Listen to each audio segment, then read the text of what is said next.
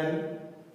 Today we are going to start fundamental right यानी मूल अधिकार। भारतीय संविधान के जो भाग 3 है उसका डिस्कस करेंगे स्टूडेंट अब आज।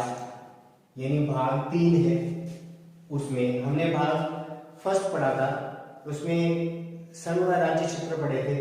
भाग सेकंड में हमने नागरिकता पढ़ी थी और आज भाग थर्ड यानी भाग 3 जो पढ़ रहे हैं उसमें हम देखेंगे कि इसमें मूल अधिकारों का उल्लेख है। किसका उल्लेख है? मूल अधिकारों का उल्लेख है। और ये मूल अधिकार किसके? ये भारतीय नागरिकों की बात हो रही है।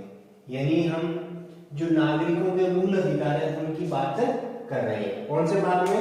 भाग 3 में। और इनके जो आर्टिकल है, ये आर्टिकल है 12 से लेकर 35 तक, यानी 12 to 35 है वो फंडामेंटल राइट है। यानी इंडियन कॉन्स्टिट्यूशन के आर्टिकल 12 से स्टार्ट होते हैं मूल अधिकार और 35 पे जाके खत्म होते हैं।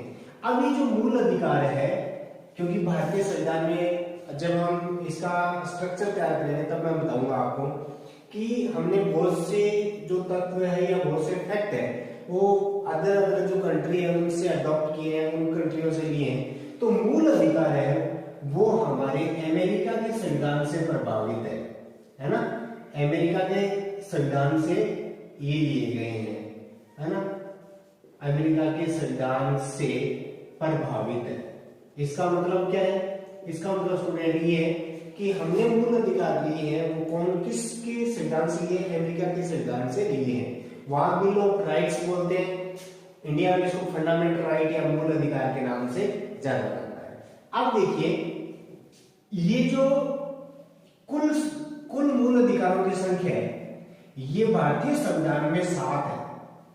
ठीक है, इसका मतलब जब भारतीय संविधान प्रिपेयर हुआ बना 26 जनवरी 1950 को, तब मूल अधिकारों की संख्या कितनी थी? 7। ठीक है स्टूडेंट, और अब कितनी है? अब मतलब वर्तमान में, वर्तमान मतलब 2021 की बात करते हैं। अब कितने हैं? अब है इनकी संख्या 6 यानी 6 है। तो इसका मतलब मूल अधिकार 1 है, यानी आर्टिकल 31 यानी अनुच्छेद 31 संपत्ति के अधिकार को क्या कर दिया? राइट टू प्रॉपर्टी को क्या कर दिया गया? मूल अधिकारों की श्रेणी से निकालकर सिविल अधिकार यानी कानूनी अधिकार अनुच्छेद 301 भाग 12 में जोड़ दिया गया। जब मैं आएगा तब बताऊंगा।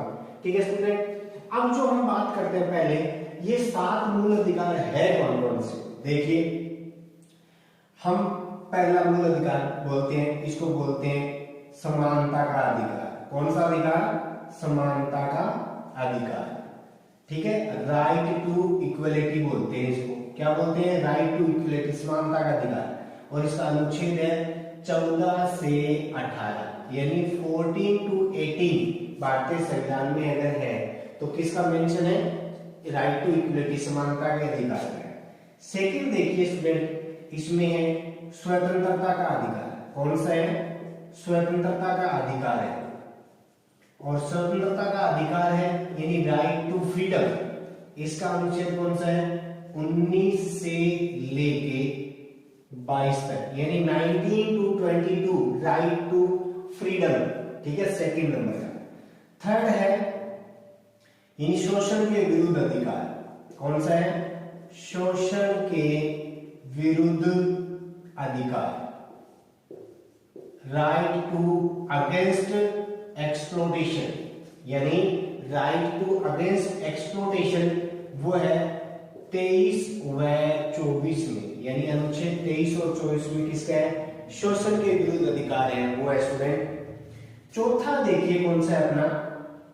चौथा है अपने यहां धार्मिक स्वतंत्रता। धार्मिक स्वतंत्रता का अधिकार। इसका मतलब क्या है? राइट टू रिलीजन यानी राइट टू रिलीजन है। इसके आर्टिकल कौन से है? इसके आर्टिकल है 25 से 28। ठीक है, यानी अनुच्छेद 25 से 28 पढ़ेंगे तो क्या पढ़ेंगे? धार्मिक स्वतंत्रता का अधिकार। 5 नंबर अधिकार कौन सा है? देखिए स्टूडेंट, अपना है संस्कृति व शिक्षा का अधिकार। संस्कृति व शिक्षा का अधिकार है, ठीक है। ये अनुच्छेद कौन सा है? इसके लिए अनुच्छेद है 29 से 30, ठीक है। 2 अनुच्छेद है, अनुच्छेद 29 और 30। जब डिटेल से इस पे आएगी तब बात करूंगा ये कौन सा है, ठीक है। 6 नंबर है जो आपने किया था संपत्ति का अधिकार। कौन सा है? संपत्ति का अधिकार, ठीक है स्टूडेंट। ये अनुच्छेद आता है 31 में, संपत्ति का अधिकार। और 7वां जो मूल अधिकार है ये संवैधानिक उपचारों का अधिकार। कौन सा है? संवैधानिक उपचारों का अधिकार, यानी कॉन्स्टिट्यूशनल रेमेडीज। और इसका आर्टिकल कौन सा स्टूडेंट है? 32 है, 32 है। ये टोटल अपने 7 मूल अधिकार है। कितने हैं? 7। और वर्तमान में कितने हैं? वर्तमान में इनकी संख्या है 6, ठीक है स्टूडेंट। अब देखिए हमने किया क्या है, 14 से स्टार्ट किया है, लेकिन आर्टिकल 12 और 13 कहां गए? यानी आर्टिकल 12 और 13 कहां है? हमने तो मूल अधिकार कहां से स्टार्ट किए? 14 से किए, ठीक है ना। अब सबसे इंपॉर्टेंट जो present time question put up होते हैं वो आर्टिकल 12 और 13 से ज्यादा हो रहे हैं, क्योंकि इनको तो हमने सब में क्या किया? लर्न कर लिया, याद कर लिया। तो इनमें क्या है इनका हम अब डिस्कस करते हैं, ठीक है स्टूडेंट। अब देखिए सबसे पहले हम ले रहे हैं आर्टिकल जो 12 है, इसको देखिए। ये आपका आर्टिकल है 12, ठीक है। इसमें क्या है? 12 में क्या है? 12 में है राज्य की परिभाषा।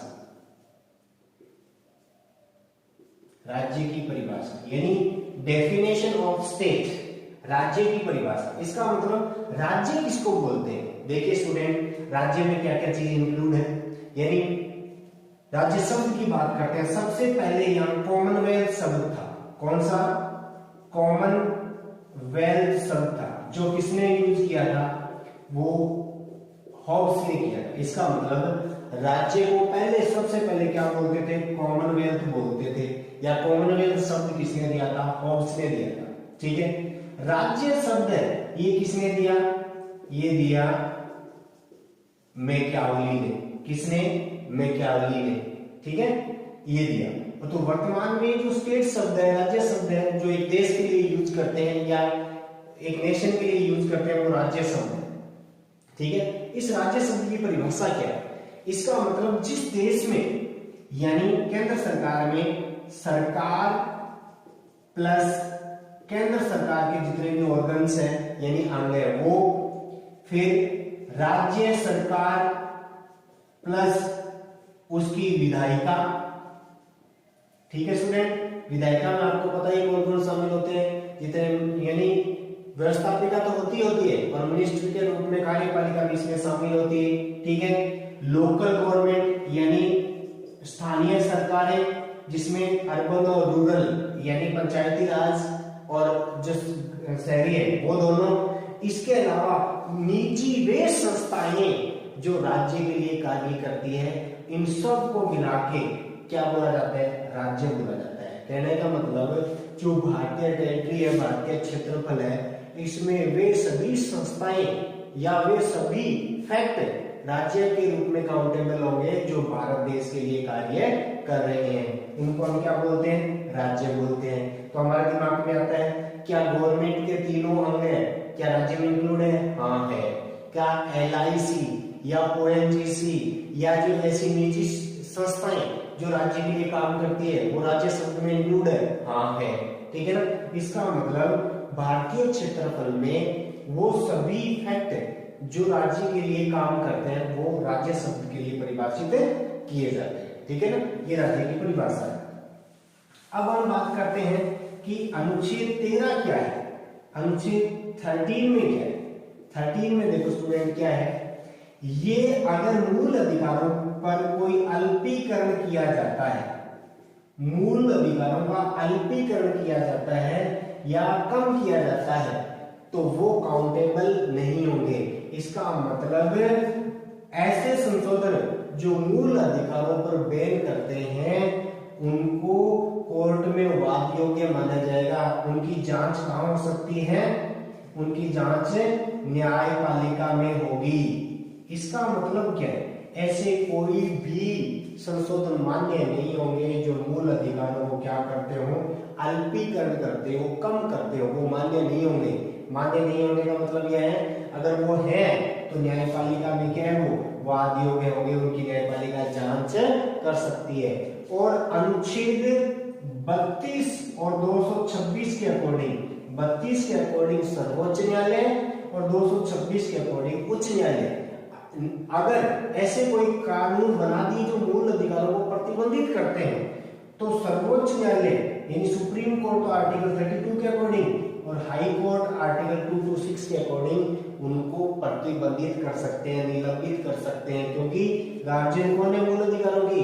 न्यायपालिका मूल अधिकारों की गार्जियन है, ठीक है ना। तो ये क्या कर सकती है? उनको बैन कर सकती है। आर्टिकल 32 के अकॉर्डिंग 5 रिट और आर्टिकल 226 के अकॉर्डिंग हाई कोर्ट को 5 रिट यानी याचिका जारी करने का अधिकार है। इसलिए 32 को तो बी आर अम्बेडकर ने भारतीय संविधान की आत्मा की संज्ञा दी है।